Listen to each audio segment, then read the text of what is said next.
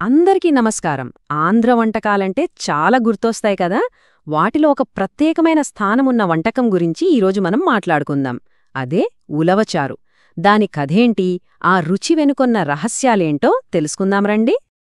ఉలవలతో soup ఎప్పుడైనా విన్నారా? వినడానికి కాస్త వింతగా అనిపించొచ్చుగదూ.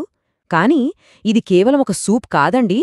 ఇది తరతరాలుగా వస్తున్న ఒక ఆంధ్ర సంప్రదాయం. మరి ఈ ప్రశ్నతోనే మన ఉలవచారు ప్రయాణాన్ని మొదలుపెడదాం. అసలు ఉలవచారు అంటే ఏంటి? సింపుల్గా చెప్పాలంటే ఇది ఆంధ్రకు చెందిన ఒక సాంప్రదాయ పప్పుచారు. కాని దీని స్పెషాలిటీ ఏంటంటే దాని చిక్కదనం, ఆ రుచి. ఒక రకమైన మట్టి వాసనతో కూడిన రుచి ఉంటుంది చూశారు. ఆ రుచే దీన్ని మిగతా అన్ని వంటకాల కంటే చాలా స్పెషల్గా నిలబెట్టింది. మరి ఈ వంటకానికి గుండెకాయలాంటిదేంటి? అంతా దేనితో మొదలవుతుంది? ఇంకేముంది, ఉలవలతోనే.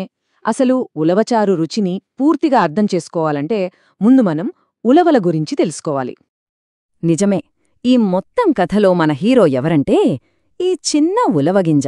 చూడ్డానికి చాలా సామాన్యంగా కనిపిస్తాయి కదా, కాని వీటిలో దాగి ఉన్న శక్తి, ఆ రుచి మాత్రం అమోఘం.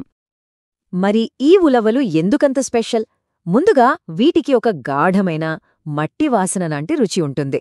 అదే ఈ వంటకానికి పునాది. అయితే ఆ అసలైన రుచిని బయటకు తీసుకురావడంలోనే అసలు కిటుకంతా ఉంది. దానికి చాలా జాగ్రత్తగా వండాలి. అదొక కళ అని చెప్పొచ్చు. సరే, ఉలవల గురించి తెలుసుకున్నాం కదా, ఇక అసలు మ్యాటర్లోకి వెళ్దాం.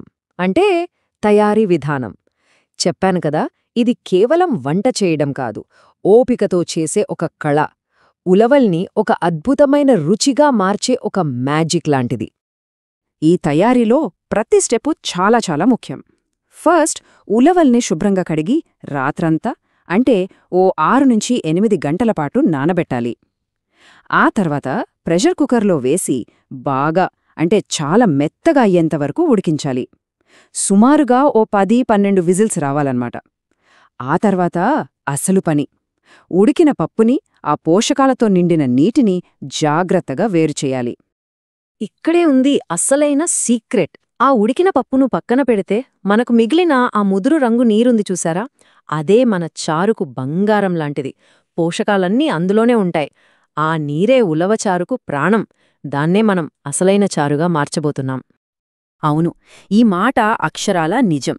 ఆ ఉలవకట్టుని, అంటే ఆ నీటిని మనం తీసుకున్నాక అసలైన మ్యాజిక్ మొదలవుతుంది. అదంతా నెమ్మదిగా మరిగించడంలోనే ఉంటుంది. మరి ఆ నీటిని ఎలా రుచికరంగా మారుస్తాం? దానికోసం కొన్ని పదార్థాలు కలపాలి.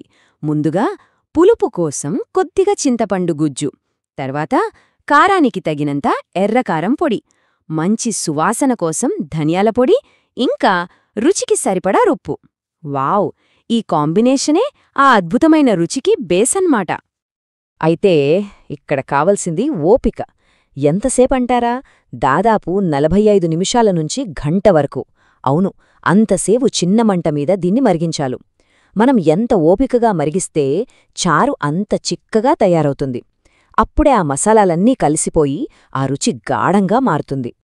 సరే, అంత మరిగించాం, చిక్కబడింది. ఇక ఫైనల్ టచ్, వంటకం చివరి అంకానికొచ్చేశాం.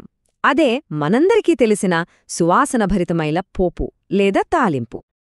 ఇంతకీ పోపు లేదా తాలింపు అంటే ఏంటో తెలియని వాళ్లకోసం సింపుల్గా వేడి నూనెలోగాని నెయ్యిలోగాని ఆవాలు, జీలకర్ర లాంటివి వేయించి ఆ మిశ్రమాన్ని వంటకంలో కలపడమే. ఇది ఆఖరి నిమిషంలో అద్భుతమైన రుచిని, సువాసనని ఇస్తుంది. ఒకసారి ఈ రెండిటి మధ్య తేడా గమనించండి. మరిగించడమనేదే వంటకానికి లోతైన, గాఢమైన రుచిని ఇవ్వడానికి చేసేది. దీనికి గంట సమయం పడుతుంది. కాని పోపు అదో ఫాస్ట్ అండ్ ఫ్యూరియస్ వ్యవహారం. కేవలం ఒక్క నిమిషంలో గుమగుమలాడే సువాసనను యాడ్ చేస్తుంది. ఒకటి డెప్త్ ఇస్తే రెండోది ఫైనల్ కిక్ ఇస్తుంది. ఆ సీన్ ఒక్కసారి ఊహించుకోండి. చిక్కగా మరుగుతున్న చారులో వేడివేడి పోపును వెయ్యగానే ఛన్మని ఒక శబ్దం వస్తుంది చూసారా? ఆ తర్వాత ఇల్లంతా నిండిపోయే ఆ సువాసన, అబ్బా! అదే ఈ వంట తయారీకి అసలైన గ్రాండ్ ఫినాలే. ఇక ఇంత కష్టపడి వండిన ఈ అద్భుతాన్ని ఎలా తినాలి, సంప్రదాయబద్ధంగా ఎలా ఆస్వాదించాలో చూసేద్దాం.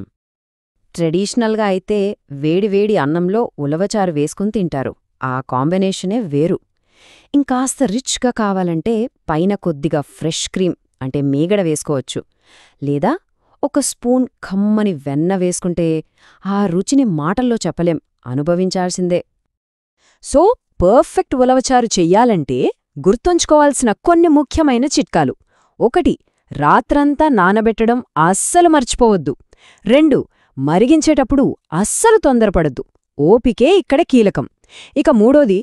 ఫైనల్గా చారు చిక్కగా ఉండాలి, నీళ్లగా ఉండకూడదు. ఈ 3 సూత్రాలు పాటిస్తే చాలు, అద్భుతమైన ఉలవచారు సిద్ధమైనట్టే. ఇదండి ఉలవచారు వెనుక ఉన్న కథ. కేవలం ఒక వంటకం కాదు, ఒక అనుభవం.